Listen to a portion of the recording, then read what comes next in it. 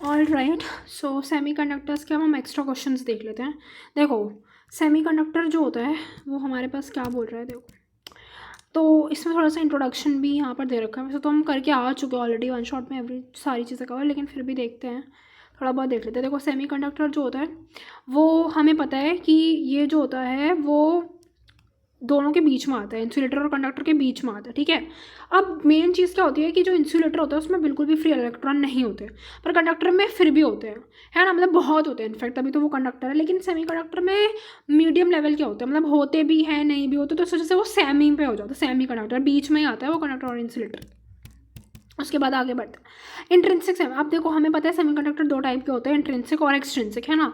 Intrinsic जो होता है वो बिल्कुल प्योर होता है, ठीक है, और एक्सट्रिंसिक में डोपिंग हुई होती है। अब इंट्रिंसिक सेमीकंडक्टर जो होते हैं वो आपके टेम्परेचर डिपेंडेंट होते हैं, और एक्सट्रिंसिक जो होता है वो टेम्परेचर इंडिपेंडेंट होते हैं। तो हम सबको पता है कि सेमीकंडक्टर जो होता है उनको अगर हम टेम्परेचर को बढ़ाते हैं तो रेजिस्टिविटी जो रहती है वो आपकी डिक्रीज होती है, तो कहीं ना कहीं ये टेम्परेचर डिपेंडेंट होते हैं। लेकिन वो जब हम उसमें डोपिंग कर देते हैं सेमीकंडक्टर में तो वो एक्सट्रिंसिक बन जाते हैं और उनको कोई टेम्परेचर से फ़र्क पड़ता नहीं है, ठीक है। और डोपिंग करी क्यों जाती है, डोपिंग करी ही इसलिए जाती है ताकि हम उसकी कंडक्टिविटी को इम्प्रूव कर सकें, है ना। तो जब हम उसमें टेम्परेचर, मतलब जब हम उसमें डोपिंग करते हैं तो हम उसकी कंडक्टिविटी को इंक्रीज़ करते हैं, तो कहीं ना कहीं कंडक्टर बन जाते हैं एक तरीके से। लेकिन सेमीकंडक्टर में फिर भी सस्ता पड़ता है, फिर ऐसा कुछ वो खैर आप अलग से देखना, मुझे वो सिर्फ थ्योरी पार्ट कवर करना है, तो मैं सिर्फ वही बात बताऊंगी जो इंपॉर्टेंट है। अब क्या है, इंट्रिंसिक एक्सट्रिंसिक सेमीकंडक्टर दो टाइप के हमारे पास सेमीकंडक्टर होता है। अब एक्सट्रिंसिक सेमीकंडक्टर दो टाइप के होते हैं, एन टाइप और पी टाइप, ठीक है। एन टाइप में हम पेंटावेलेंट इम्प्योरिटी को मिलाते हैं और पी टाइप में हम टेट्रावेलेंट इम्प्योरिटी को ट्राइवेलेंट को मिलाते हैं, सॉरी टेट्रा कुछ नहीं होता भाई, ट्राइवेलेंट होता है, ठीक है। तो N type is pentavalent and P type is trivalent impurity में मिलाते हैं। अब हमें पता है, मैंने आपको ऑलरेडी बता रखा है कि जो एन टाइप होता है उसमें हम फॉस्फोरस को मिला सकते हैं और एंटीमनी को मिला सकते हैं, जबकि पी टाइप बनाने के लिए हम लोग क्या कर सकते हैं, हम लोग सिलिकॉन ये क्या है, सॉरी भाई ये गलती से लिख दिया, ये इसका एग्जाम्पल है एल्युमिनियम, सिलिकॉन और इंडियम, ठीक है।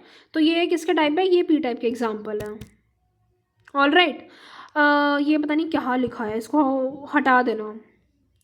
सो एन टाइप का एग्जाम्पल क्या है, एन टाइप का एग्जाम्पल है फॉस्फोरस और एंटीमनी।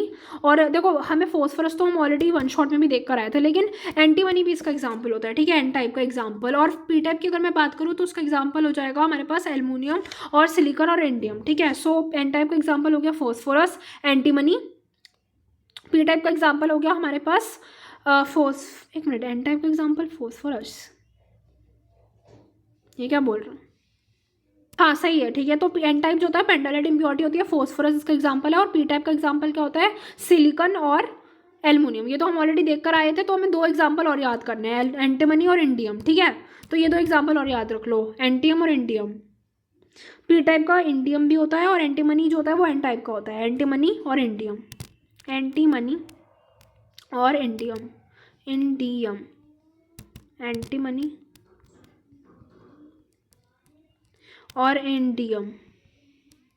सो एंटीमनी और इंडियम, एंटीमनी जो है वो किसका एग्जांपल हो जाएगा, पी टाइप का हो जाएगा, सॉरी एन टाइप का हो जाएगा, और इंडियम जो एग्जांपल है वो पी टाइप का हो जाएगा, ठीक है ना। सो यही चीज़ है हमारे पास कि एन टाइप का एग्जांपल कौन कौन से होते हैं, फॉस्फोरस होते हैं, और क्या होता है, एल्युमिनियम तो उसका हो जाएगा फॉस्फोरस, और वो एंटीमनी, और इंडियम जो होता है इंडियम, इंडियम, एल्युमिनियम और सिलिकॉन, ये सारे के सारे पी टाइप के एग्जाम्पल हो जाते हैं, ठीक है ना।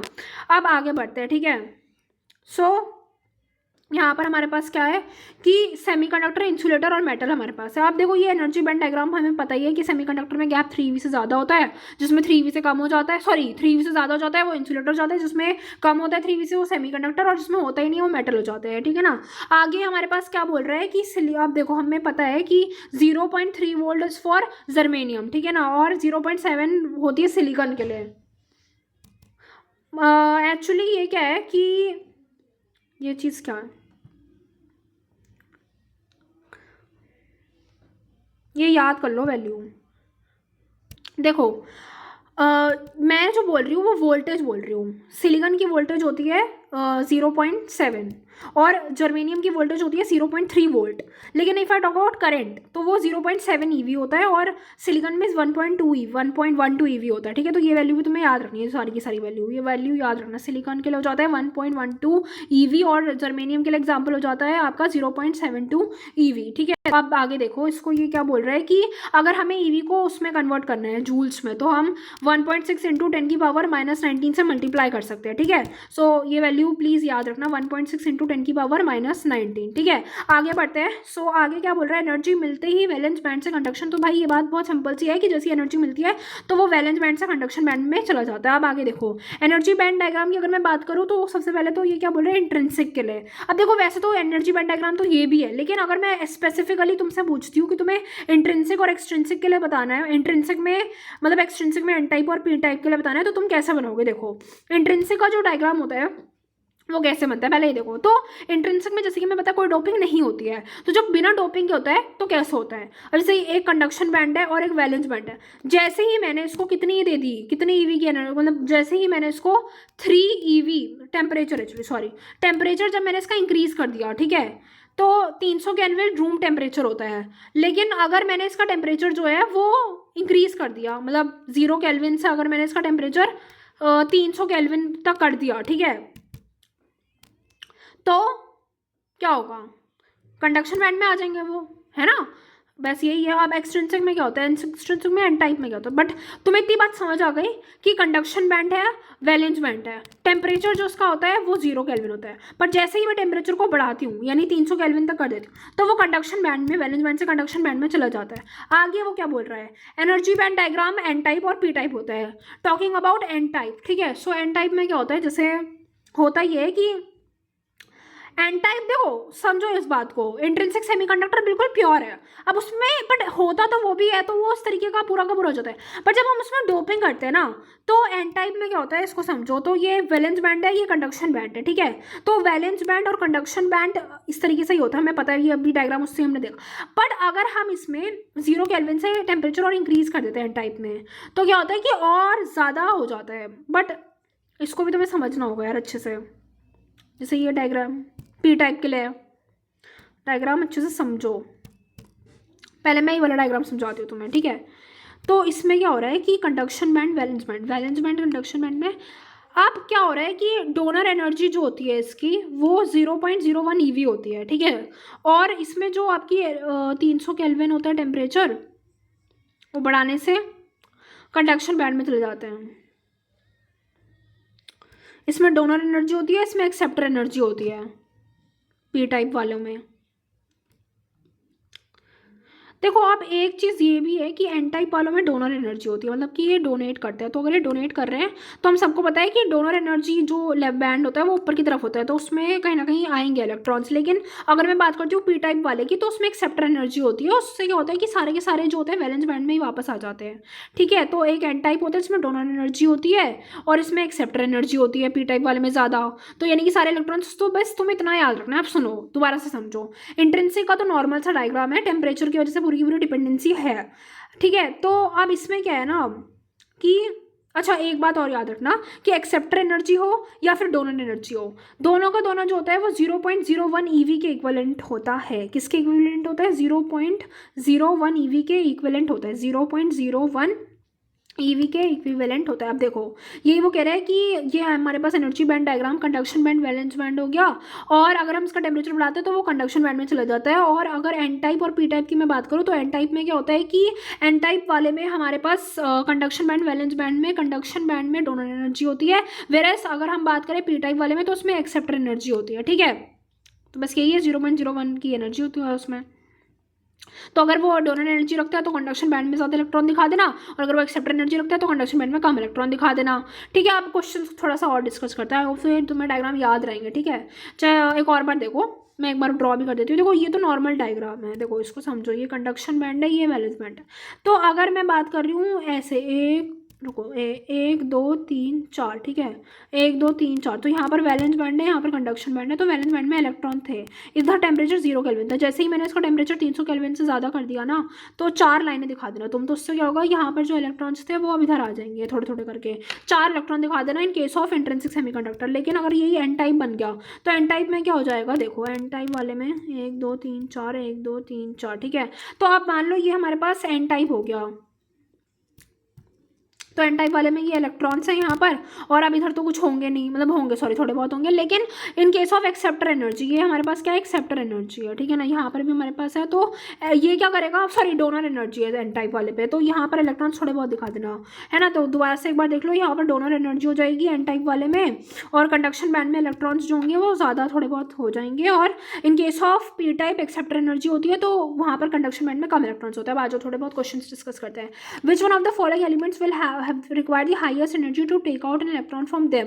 तो यार तुम्हें ये बात मैंने पहले ही बताई थी कि इन केस ऑफ जर्मेनियम और सिलिकॉन, जर्मेनियम सिलिकॉन में तो भाई होती है, बट कार्बन में सबसे ज़्यादा एनर्जी होती है, मैं ऑलरेडी वन शॉट में कर चुकी हूँ। अच्छा पीबी क्या होता है, पीबी इज लेड, ठीक है।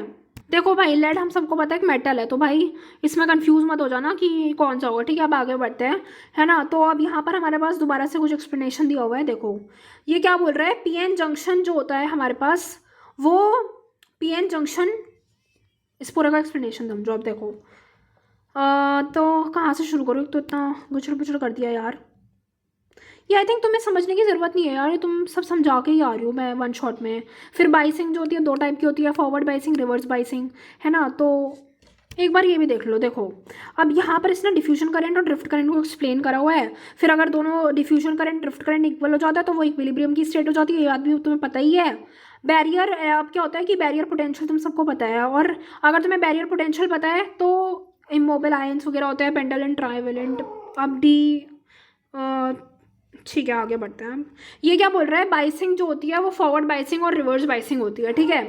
तो फॉरवर्ड बाइसिंग जो होती है यहाँ पर, उसमें क्या होता है कि डायग्राम तुम्हें मैंने ऑलरेडी बताया था कि जो पॉजिटिव होता है वहाँ पर पॉजिटिव, जैसे यहाँ पर पॉजिटिव है तो यहाँ पर भी पॉजिटिव, नेगेटिव नेगेटिव। तो अब देखो थोड़ा कॉमन सेंस तुम रखना, क्योंकि मैं बहुत बड़ा लेक्चर बनाना नहीं चाहती हूँ, मैं सिर्फ थ्योरी कवर करने आई हूँ, एंड वही मैं करूँगी, मैं बहुत ज़्यादा ब्रीफ में एक्सप्लेनेशन नहीं देने वाली। और वन शॉट को देखने के बाद ही तुम इस लेक्चर पर आना, तभी तुम्हें समझ आएगा, वरना तुम्हें आएगा भी नहीं। फॉरवर्ड बाइसिंग जो होता है पी से पॉजिटिव से और एन से नेगेटिव होता है, ठीक है। अब यहाँ पर क्या होता है कि फॉरवर्ड बाइसिंग की कुछ प्रॉपर्टीज़ होती है, वो यहाँ पर लिखी हुई है। एंड सिमिलरली देखो एक बार पढ़ा देती हूँ, फॉरवर्ड बाइसिंग में डिप्लीशन लेयर थिकनेस डिक्रीज करती है, बात हमें पता है। Forward biasing opposes barrier potential barrier when applied potential greater than barrier potential then. तो हम सबको पता है कि फॉरवर्ड बाइसिंग में जो डिप्लीशन लेयर की थिकनेस होती है वो डिक्रीज हो रही होती है, ठीक है। फॉरवर्ड बाइसिंग में जो डिप्लीशन लेयर की थिकनेस होती है वो डिक्रीज कर रही होती है, ठीक है। अब कर क्यों रही होती है, इसका रीज़न क्या होता है, क्योंकि भाई देखो जो पोटेंशियल बैरियर होता है वो अपोज कर रहा होता है ना करंट को। अब आगे क्या कह रहा है कि फॉरवर्ड बाइसिंग में जो रेजिस्टेंस होती है वो काफ़ी कम होती है, ठीक है। आगे कह रहा है फॉरवर्ड बाइसिंग में करंट जो होता है वो मेजॉरिटी चार्ज कैरियर की वजह से होता है, और order of forward biasing current जो होता है मतलब जो उसका होता है वो मिली एम्पियर में करा जाता है, ठीक है, in case of forward biasing. और रिवर्स बाइसिंग की अगर मैं बात करूँ तो उसका जो डायग्राम होता है वो पी में नेगेटिव और एन से पॉजिटिव होता है, ठीक है ना। तो ये रिवर्स बाइसिंग होती है, और रिवर्स बाइसिंग में जो डिप्लीशन लेयर होती है थिकनेस की वो डिक्रीज नहीं वो इंक्रीज करती है। इसमें जो आपका वो होता है क्या बोलते हैं डिप्लीशन लेयर, वो सपोर्ट करती है बैरियर पोटेंशियल को। रेजिस्टेंस रिवर्स बाइसिंग की काफ़ी ज़्यादा होती है, रेजिस्टेंस ऑफ रिवर्स बाइसिंग जो होती है ना वो काफ़ी क्या होती है, ज़्यादा होती है। और आगे कह रहा है कि reverse biasing current is due to minority charge carrier, और order of forward biasing current is in micro ampere, ठीक है ना। तो यही वो कह रहा है। अब आगे क्या कह रहा है देखो, अब इसका डायग्राम तो मैं ऑलरेडी बता ही रखे हैं यहाँ पे। अब देखो क्वेश्चन डिस्कस करते हैं। तो when a PN junction diode is forward biased, तो जब तो देखो यार क्वेश्चन को पढ़ने के बाद डायरेक्ट सोल्यूशन पे मत जंप करना, एक बार खुद से थोड़ा बहुत सोचना उसके बारे में।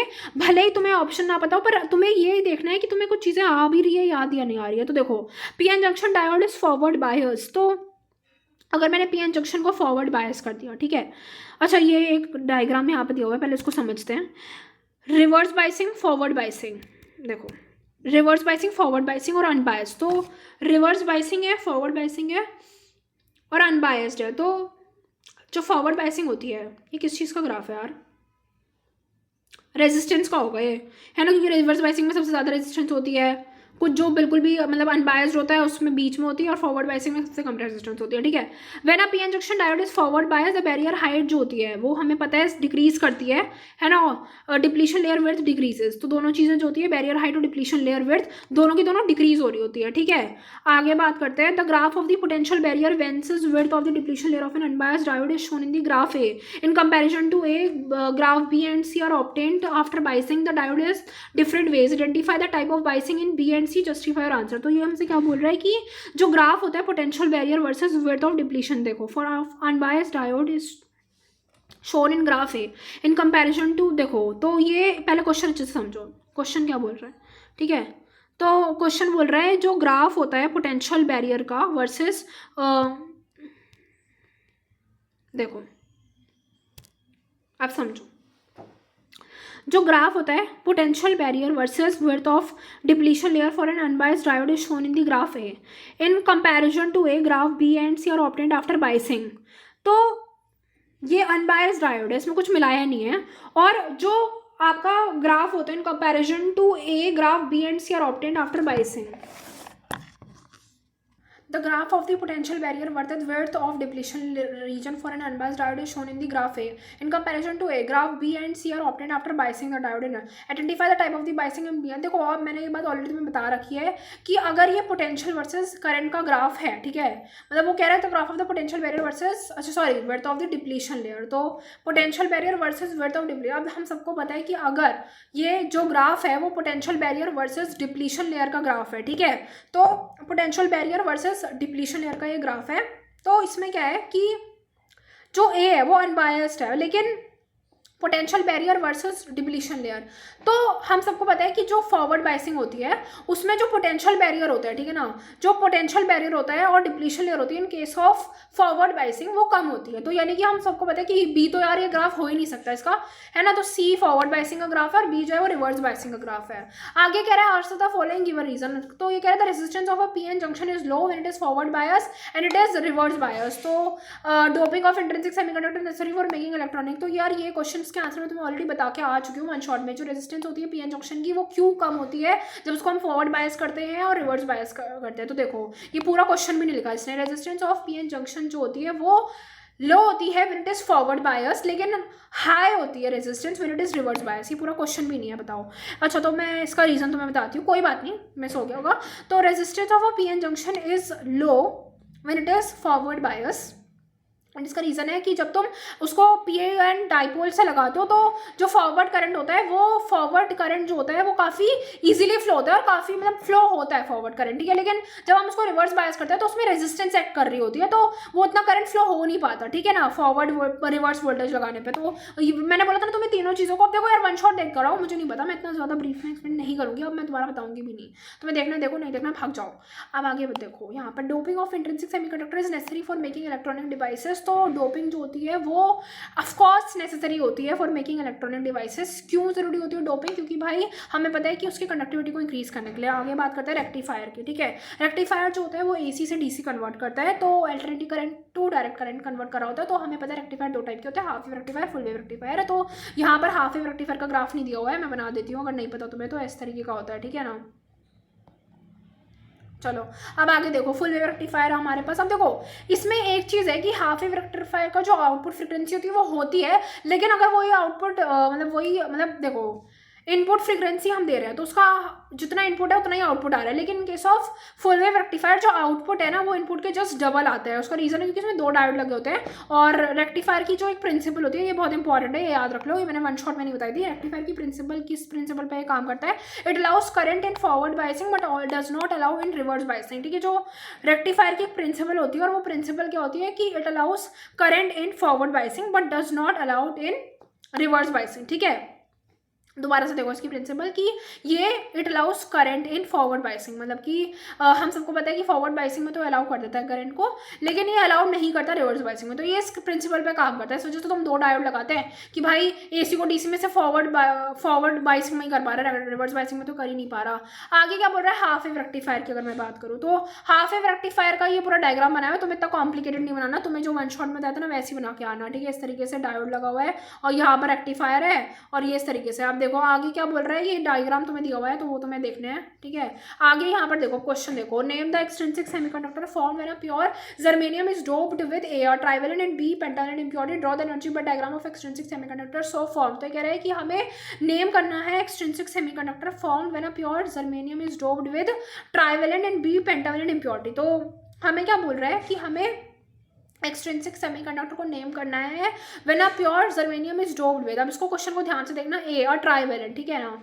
तो अगर मैंने इसको ट्राईवेलेंट के साथ अगर डोप कर दिया, ठीक है, तो पहले क्वेश्चन समझो तुम, पहले सोल्यूशन में मत जब करो, पहले तुम क्वेश्चन समझो। ये कह रहा है कि हमें एक्सट्रिंसिक सेमीकंडक्टर का नाम करना है जब हमने प्योर जर्मेनियम को किसके साथ डोप करा है, ट्राईवेलेंट को डोप कर दिया, ट्राईवेलेंट के साथ डोप कर दिया। तो अगर ट्राईवेलेंट के साथ मैंने इसको डोप किया है ना, तो क्या होगा भाई, सिंपल सी बात है कि कौन सा बनेगा बताओ, पी टाइप बनेगा या एन टाइप बनेगा। तो ऑफकोर्स पी टाइप ही बनेगा, है ना। तो यही है, पी टाइप बनेगा और बी हो जाएगा एन टाइप, ठीक है। तो वही चीज़ यहाँ पर भी लिखी हुई है और इसका एनर्जी बैंड डायग्राम तुम बना सकते हो पी टाइप और एन टाइप का। ये मैं तुम्हें ऑलरेडी शुरू में ही बता दिया था, अगर थोड़ा सा रिवाइज करा देती हूँ कि पी टाइप में क्या होता है। देखो वो तो तुम्हें इंट्रिंसिक सेमीकंडक्टर वाला तो दिखाना ही है डायग्राम, पर पी टाइप की अगर मैं बात करूँ तो पी टाइप में क्या हो जाता है कि जो इलेक्ट्रॉन्स होते हैं ना, वो एक तो ये आपकी एक्सेप्टर एनर्जी रखते हैं, ठीक है, सॉरी एन टाइप वाले रखते हैं एक्सेप्टर एनर्जी, और पी टाइप, सॉरी उल्टा बोल रही हूँ, एन टाइप वाले डोनर एनर्जी रखते हैं और पी टाइप वाले एक्सेप्टर एनर्जी रखते हैं। चाहे तो मैं एक और बार रिवाइज करा देती हूँ तुम्हें कि जो एन टाइप वाले होते हैं वो एक्सेप्टर एनर्जी रखते हैं, ठीक है ना। एन टाइप वाले क्या करते हैं, एक्सेप्टर एनर्जी रखते हैं। देखो एन टाइप वाले जो होते हैं आपके वो एक्सेप्टर एनर्जी, उल्टा बोल दिया मैंने, आई एम एक्सट्रीमली सॉरी, मेरे दिमाग में वही चल रहा था। एन टाइप जो होता है वो डोनर एनर्जी रखता है और पी टाइप जो होता है वो आपके एक्सेप्टर एनर्जी रखते हैं। तो एन टाइप वाले जो होता है डोनर एनर्जी रखता है और पी टाइप जो होता है वो एक्सेप्टर एनर्जी रखता है। चलो याद रहेगा ना, एन टाइप कौन सा रखता है, एक्सेप्टर एनर्जी रखता है, और पी टाइप वाले आपके डोनर एनर्जी रखते हैं, ठीक है। तो एक्सेप्टर एनर्जी कौन रखता है, एन टाइप रखता है, फाइन। चलो अब हम क्वेश्चन पे आते हैं। तो वो क्वेश्चन किधर गया, ये रहा ये रहा, यस अभी इस पे आते हैं ना।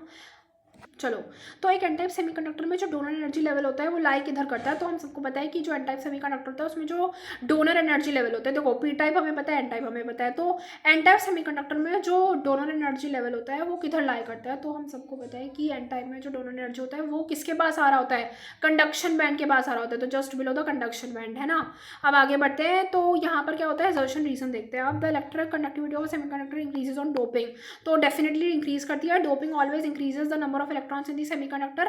तो अब इसको समझो, ये कह रहा है कि डोपिंग जो होती है वो इंक्रीज करती है, डोपिंग जो होती है वो इंक्रीज करती है नंबर ऑफ इलेक्ट्रॉन्स को in the semiconductor.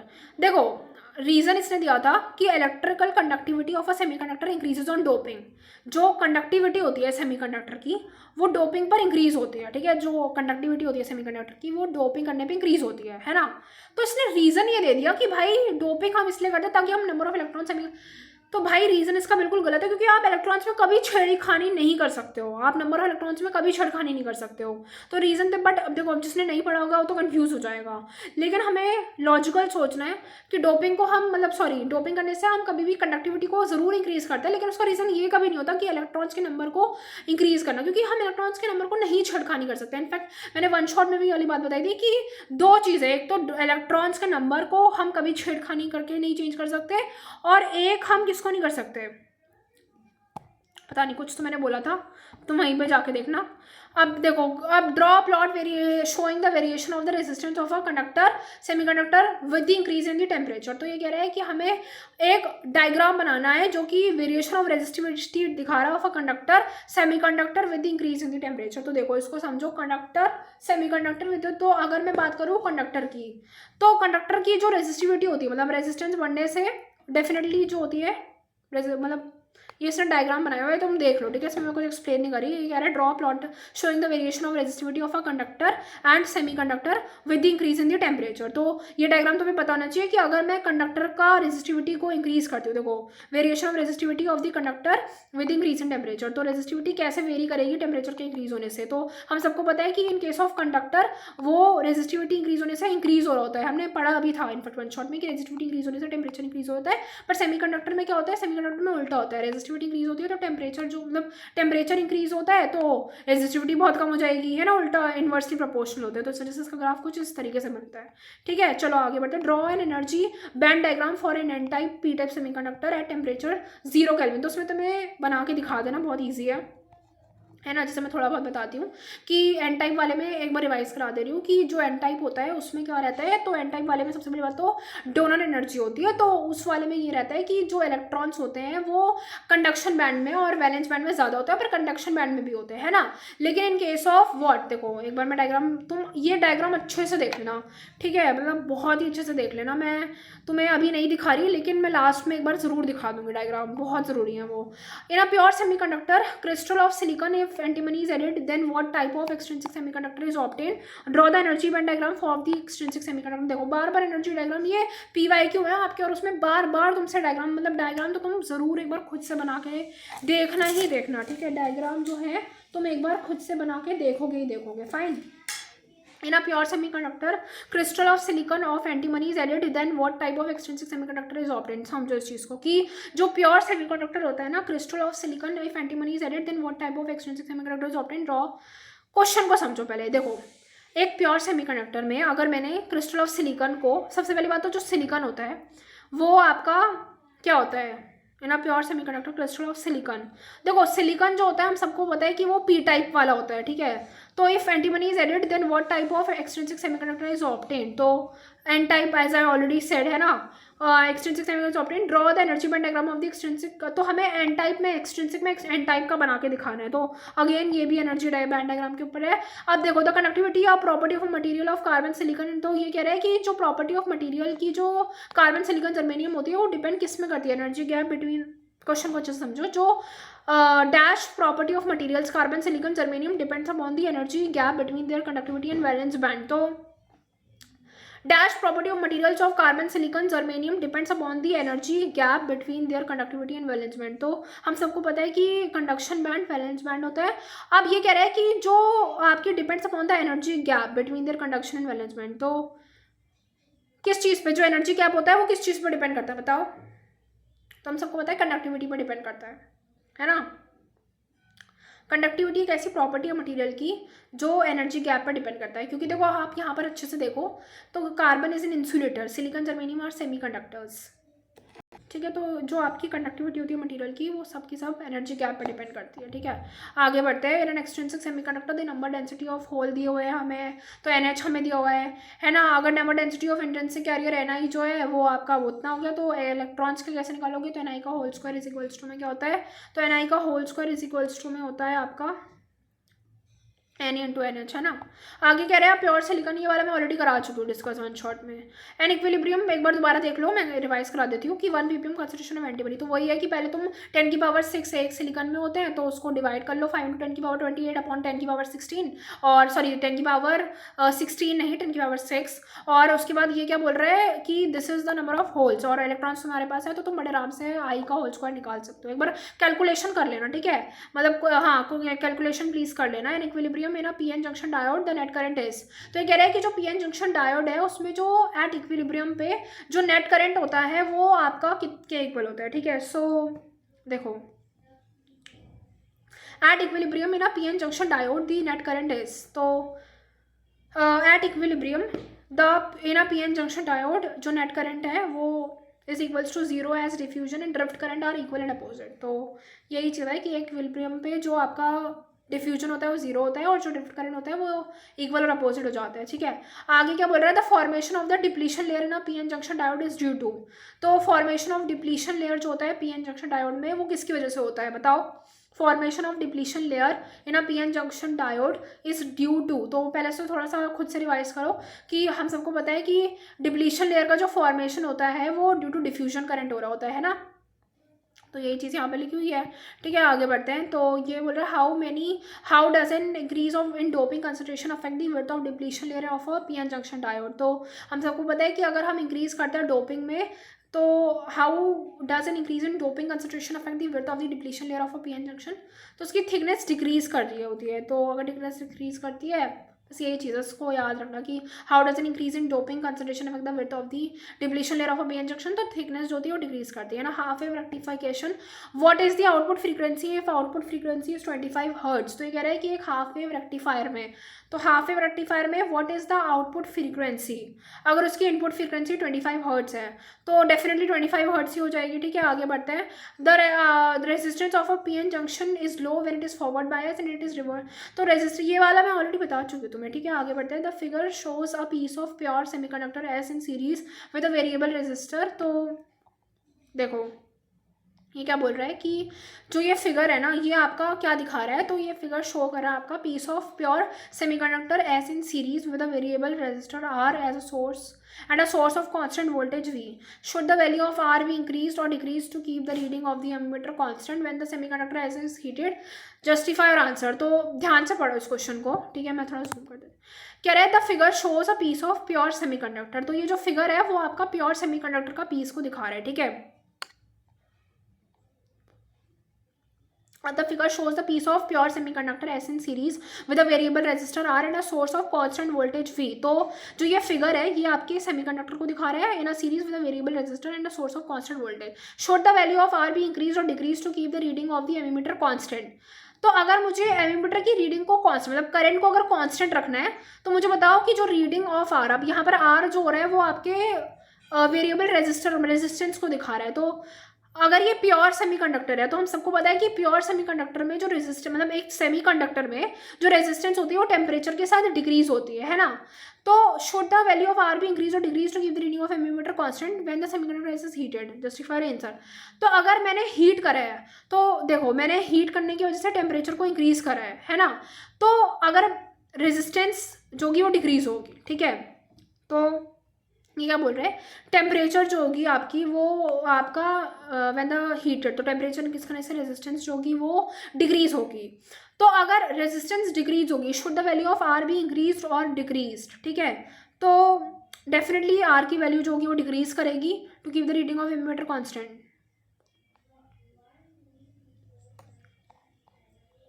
IV characteristics curve देखो, अब ये क्या बोल रहा है कि यहाँ पर आपकी फॉरवर्ड बायसिंग में सबको पता है इस तरीके से ग्राफ बनता है। अब यहाँ पर ये कह रहा है कि अब ये फालतू की चीज़ है, बट अगर ऐसे तुमसे ग्राफ पूछ लिया तो तुम सबको पता है वोल्टेज ऑफ जर्मेनियम में 0.3, तो वो पहले लाई करेगा और जो होगा सिलिकॉन का वो बाद में लाई करेगा। उसके बाद ये क्या बोल रहा है, वो रिवर्स बायसिंग जो होती है उसका ग्राफ इस तरीके से बनता है। और देखो मैं चलो छोड़ो, तो अब यहाँ पर क्या है ना कि ये पूरा का पूरा इस तरीके से ग्राफ इसका बन गया। इसमें डायनेमिक रेजिस्टेंस की बात यहाँ पर हो रही है। हम सबको पता है कि resistance of semiconductors are dynamic, मतलब कीप ऑन चेंजिंग, तो इस वजह से डायनेमिक रेजिस्टेंस की यहाँ पर बात हो रही है। अब देखो draw the V I characteristics of a PN junction diode. तो व्हेन एंड तो ये इस तरीके से तुम बना के आ जाना, ये वी आई कैरेक्टरिस्टिक्स होती है। Explain why the current under reverse bias is almost independent of the applied voltage up to a critical voltage. तो ये कह रहे हैं कि हमें बताना है कि why the current under reverse bias is almost independent of the applied.